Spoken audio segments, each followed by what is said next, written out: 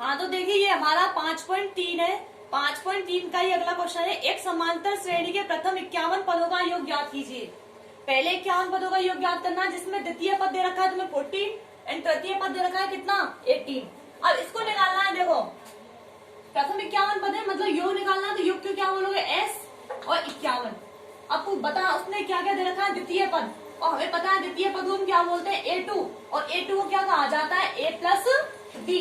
यहाँ पर 2 है तो यहाँ पर एक डी आएगा, और इसकी वैल्यू कितनी दे रखी है तुम्हें 14। अगर आए तृतीय पद को क्या बोलोगे A3, और A3 को क्या बोलते हैं A प्लस 2B बराबर कितना 18। अब हमें पता है ऐसे क्या बने, मतलब कि n का मान कितना है यहाँ पर n बराबर 51। अब हमारा सूत्र क्या होता है n/2 into 2a plus n minus 1 into D. अब हमें पता है n की वैल्यू हमारे पास है 51। एक तो a का मान चाहिएगा, एक इसका मान चाहिएगा d का। तो इन दोनों वैल्यूज को निकालने के लिए ये दो इक्वेशन दे रखी है हमें। इन दोनों इक्वेशनों को किसी भी विधि से सॉल्व करो, और किसी भी विधि से सॉल्व करके हमें a का मान मिल जाएगा और किसका मान मिल जाएगा d का। तो इन्हीं को कोई सी विधि से लगा दो। मैं इसमें विलोपन विधि लगा रही हूँ, उसको देखो। दोनों समीकरणों को घटा दो, यहाँ पर कैंसिल आउट। ये कितना बचेगा माइनस का d, और यहाँ से कितना बचेगा माइनस का 4। मतलब कि d की वैल्यू कितनी आ चुकी है, d बराबर कितना आ चुका है 4। अब d का मान ही किसी भी इक्वेशन में रख दो, फर्स्ट में रख दो सेकंड में रख दो। मैं रख रही हूँ इसको दूसरे में, फर्स्ट में रख रही हूँ। तो d का मान इसको दे दो 1, इसको दे दो 2, समीकरण 1 में रखने पर हम बताओ क्या आएगा a प्लस डी। मतलब a का मान कुछ पता नहीं हमें, d का मान कितना है 4, और बराबर कितना है 14। तो a का मान कितना आ जाएगा a बराबर 10। अब हमारे पास a का मान भी है और d का मान भी है। पूछ लेना तुमसे S 51, और सूत्र लगा दिया हमने। n का मान कितना 51, तो सूत्र में रख दो S 51 बराबर n का मान कितना 51/2। 2 a की वैल्यू कितनी है 10 प्लस n की वैल्यू कितनी है 51 माइनस 1, और d की वैल्यू कितनी है 4। इसको सॉल्व करना है, कर दो। S 51 बराबर 51/2, ये कितना हो जाएगा 20, और 20 प्लस 50 इंटू 4। यहाँ से 2 निकाल लो बाहर, 51/2, 2 बाहर निकालोगे तो कितना हो जाएगा 2, ये हो जाएगा 10, और ये कितना हो जाएगा 2 यहाँ से निकालोगे तो 2 हो जाएगा इसका, और 50 दूना 100। 2 से 2 कैंसिल आउट, और 51 गुणा 110। इन दोनों को हल करना है, तो इनका गुणा कर दो, क्या आएगा 0, 11 एकम 11, 11 पंजे 55 और 1 56। तो बताओ ये क्या है हमारा S 51। ये किसका मान है S 51 का। देख लो दोबारा से रिपीट कर देती हूँ उसको। इसमें पूछ रहा तुमसे प्रथम 51 पदों का योग ज्ञात कीजिए, जिसमें द्वितीय पद तो कितना 14 और तृतीय पद दे रखा है 18। द्वितीय पद को हम क्या बोलेंगे A2 A प्लस डी बराबर 14, A3 को बोलोगे A प्लस 2D बराबर 18। दोनों को विलोपन विधि से हल कर दिया। ये माइनस हो गए सारे, ये आपस में कैंसिल आउट, ये हो गया D और ये माइनस का 4। तो D का मान कितना आया 4। अब D का मान समीकरण 1 में रख दो, तो यहाँ से A का मान कितना आया 10। अब A का मान भी पता है, D का मान भी पता है, N का मान पता ही है 51।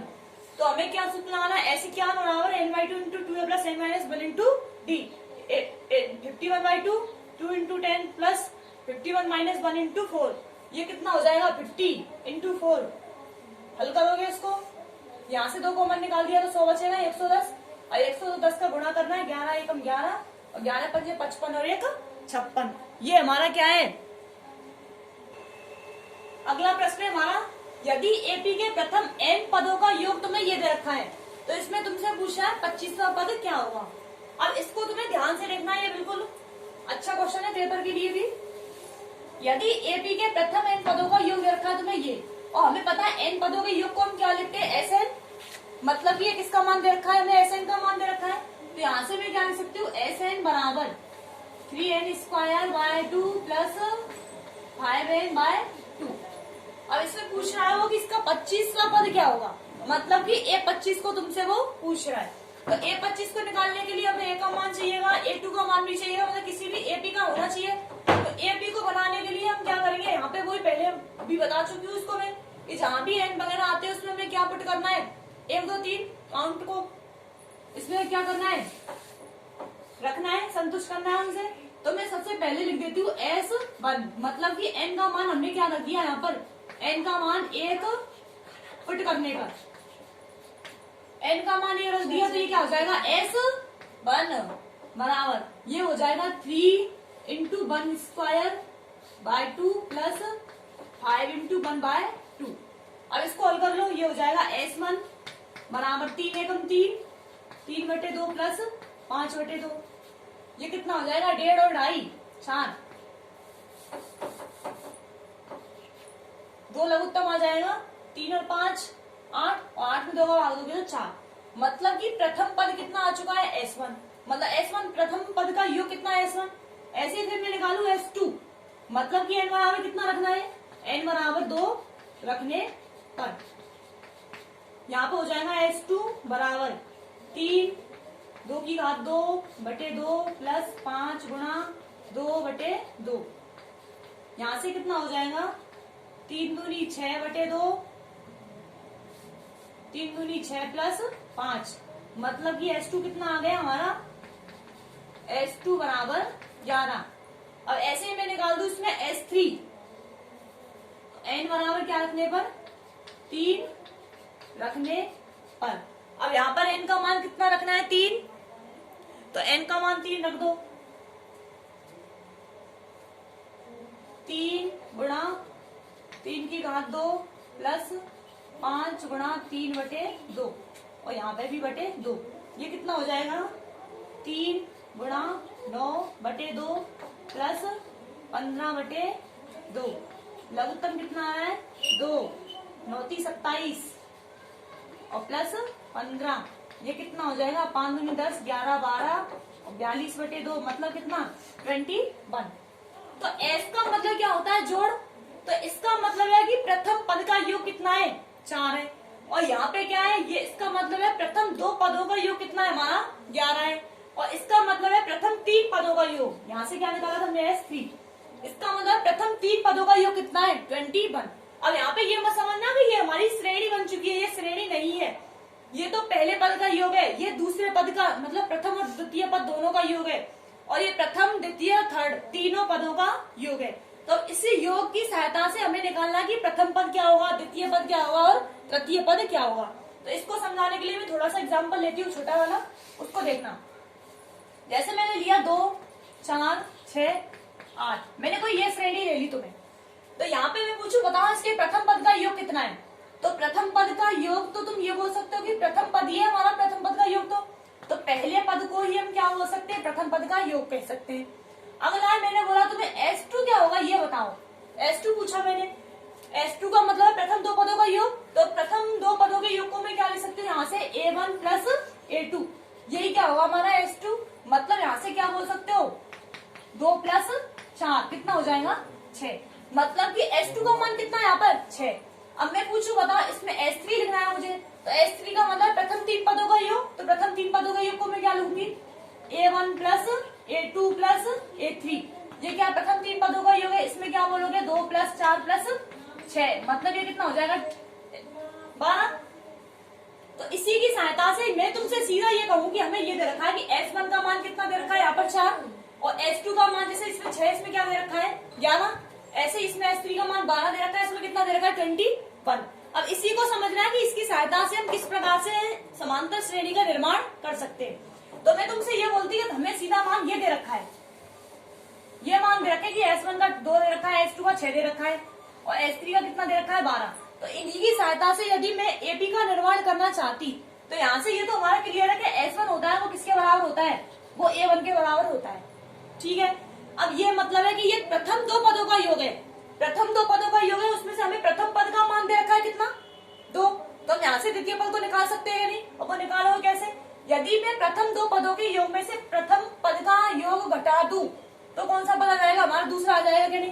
तो जैसे मैंने यहीं से घटा दिया, क्या घटा दिया, ये कर दिया मैंने S2 माइनस S1, बता S2 का मान कितना है 4, सॉरी S2 का मान कितना है 6, S1 का मान कितना है 2, तो यहाँ से कितना आ रहा है 4, और 4 ही क्या है हमारा A2 ही तो है। तो मैं यहाँ से A2 का मान किस प्रकार से निकाल सकती हूँ, यदि S2 में से S1 को घटा दूं तो क्या आ जाएगा A2।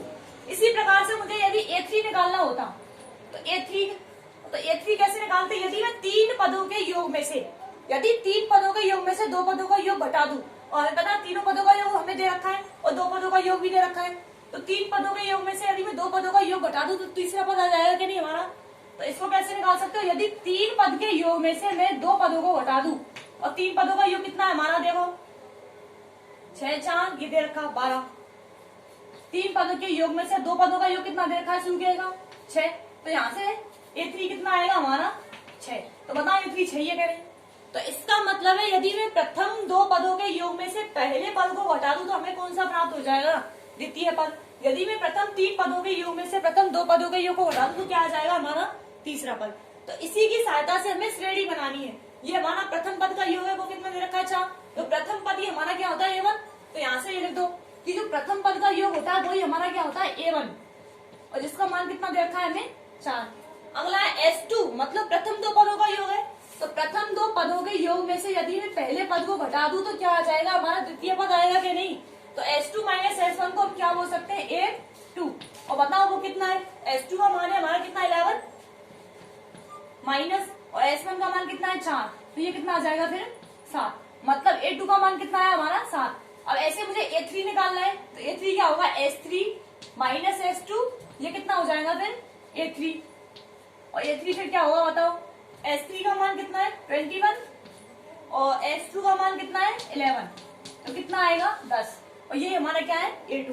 तो यहाँ से हमारी श्रेणी बन चुकी है क्या नहीं? A1 का मान तो कितना है? ऐसी तो होती है श्रेणी।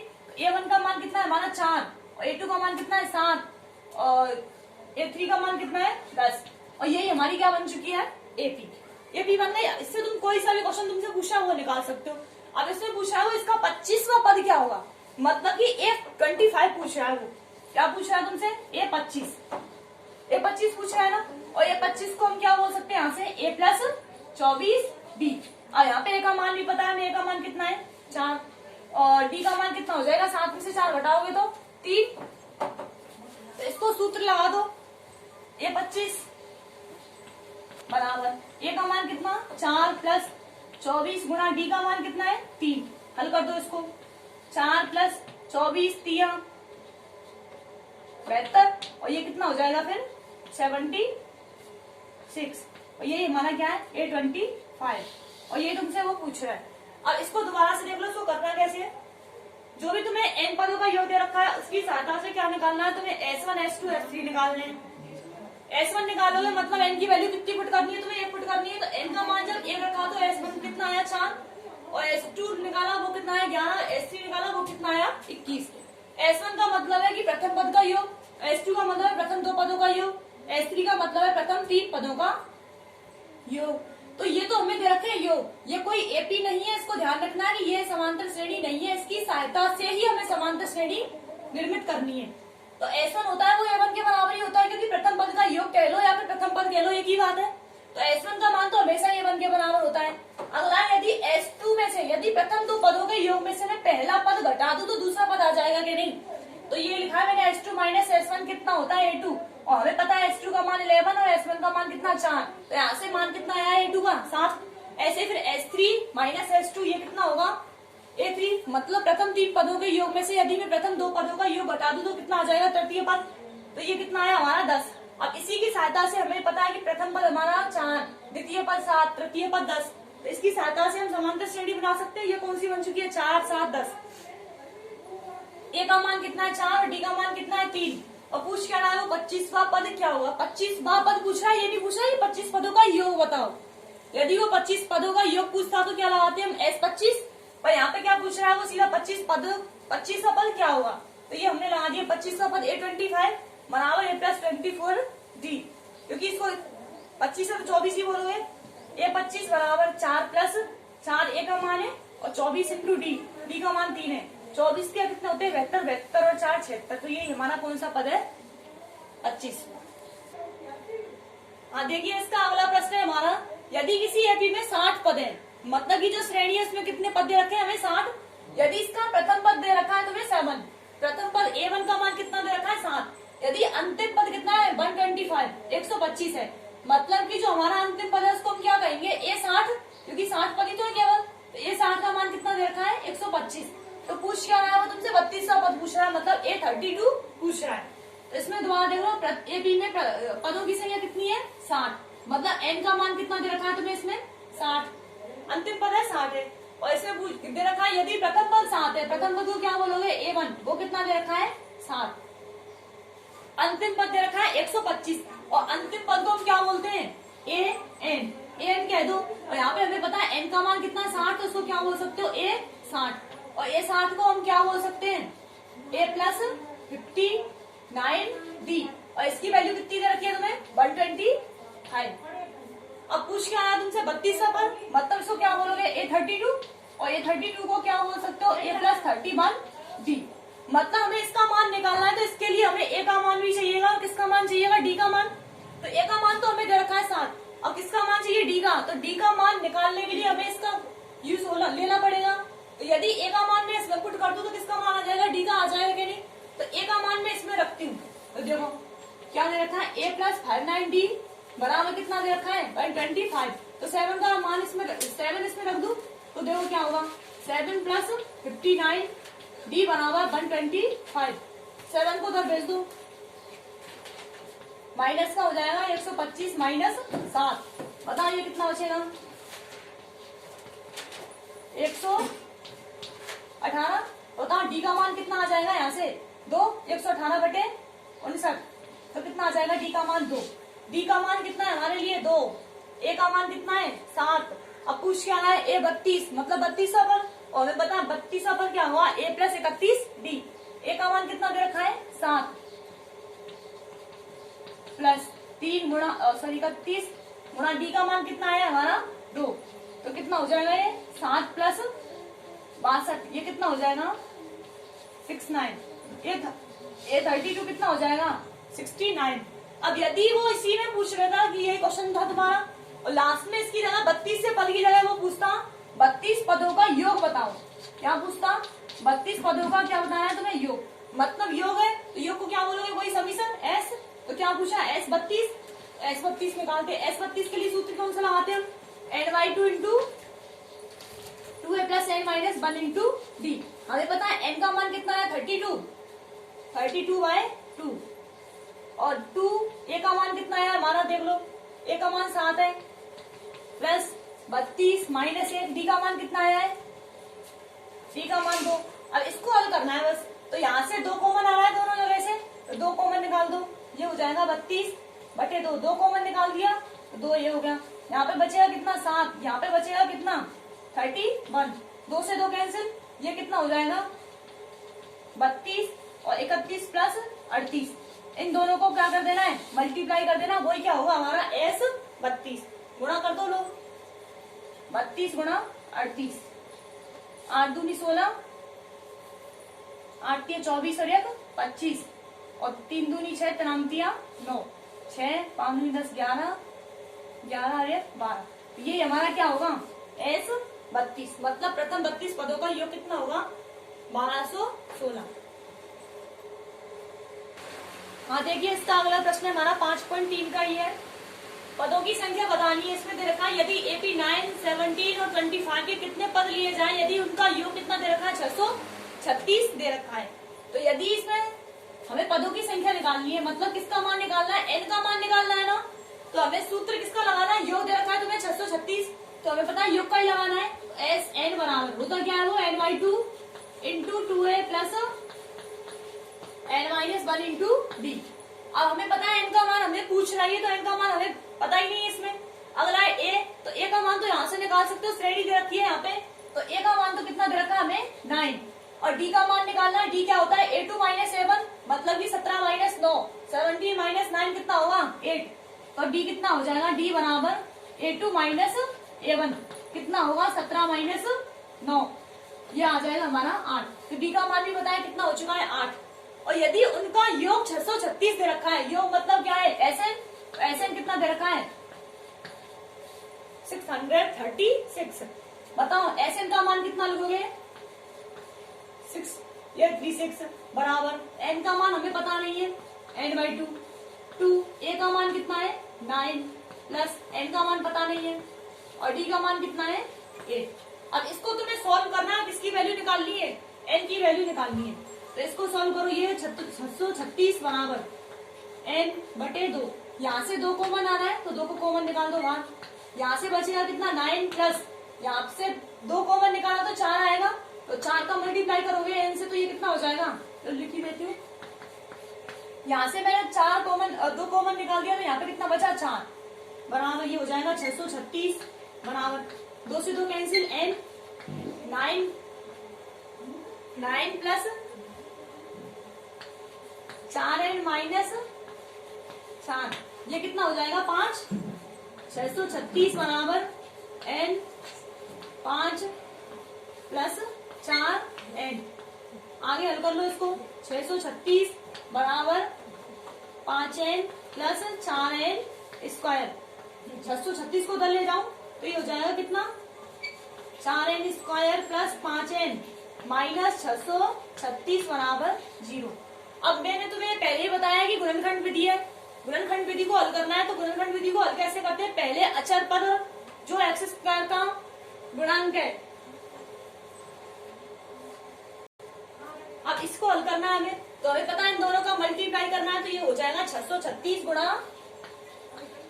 कितना 4, 6 चौका 24 और 4 तिया 12 13 14 और 6 चौका 24 और 25। मतलब कि ऐसी संख्या ढूंढो जिनका गुणा करने पे तो कितना आ जाए 25 44, और यदि उन्हीं संख्याओं को मैं जोड़ दूं या फिर घटा दूं तो कितना आ जाए 5। तो तुम इन संख्याओं को ढूंढ सकते हो, और तुम ऐसे नहीं ढूंढ सकते। तो ये जो हमारा आया था अभी 25 44 उसके करने तुम्हें क्या फैक्टर करना, गुणनखंड करना। गुणनखंडों की सहायता से तुम ऐसी संख्याओं को ढूंढ सकते हो, और इस विधि से ना हो तो तुम द्विराचार्य विधि उससे कर सकते हो। यहाँ पे पूर्ण वर्ग विधि से किसी से भी इसको क्या निकाल सकते हो, इसके गुणनखंड निकाल सकते हैं। तो इसके गुणनखंड होंगे ऐसी संख्या ढूंढो जिनका गुणा करने पे कितना आ जाए 25 44 और जोड़ने घटाने पे कितना आ जाए 5। तो वो दोनों संख्या होंगी हमारी कौन कौन सी, एक तो 53 और एक कितना 48। इन दोनों संख्याओं को यदि हम गुणा कर दें तो कितना आ जाएगा 2544, और यदि इन दोनों को घटा दिया जाए तो कितना आ जाएगा 5। पर ये ध्यान रखना है कि ये तो हमें किस में चाहिए, माइनस में। ये वाली संख्या तो माइनस में चाहिए हमें, और ये हमें किस में चाहिए, प्लस में। तो इसमें से बड़ी संख्या को किस में लेंगे हम, प्लस में, और छोटी वाली संख्या को किस में लेंगे, माइनस में। तो इसके गुणनखंड करने तो ऐसी दो संख्या हमें मिलेंगी कौन कौन सी, 53 और 48। तो ये कितना हो जाएगा 4n स्क्वायर, और ये लिया है मैंने कितना प्लस 53, बड़े को लेना है प्लस में, और माइनस के 48n और माइनस के 6 3 6 और बराबर कितना 0। अब यहाँ से क्या कॉमन आ रहा है वो देखो,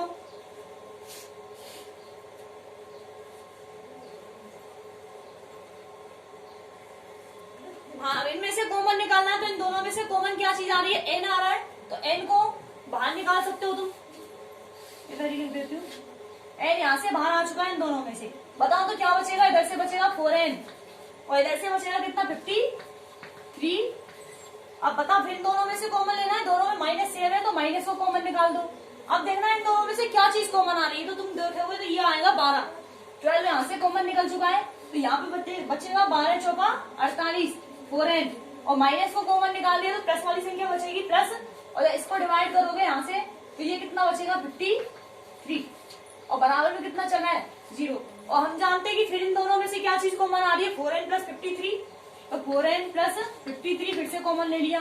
बताओ यहाँ से बचेगा n, यहाँ बचेगा माइनस का 12 और बराबर कितना 0।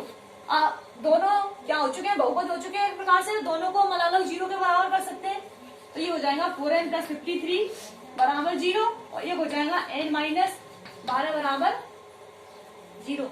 यहाँ से तो कितना आएगा 4n बराबर माइनस 53, मतलब n की वैल्यू कितनी आई -53/4 माइनस है। और यहाँ से n की वैल्यू कितनी आ गई प्लस के 12। और हमें पता है कोई भी संख्या होती है, पदों की संख्या हो चाहे किसी भी संख्या, कोई भी संख्या हो, वह किसमें नहीं आ सकती, माइनस में नहीं आ सकती, क्योंकि पदों की संख्या को माइनस में होना कोई औचित्य ही नहीं है।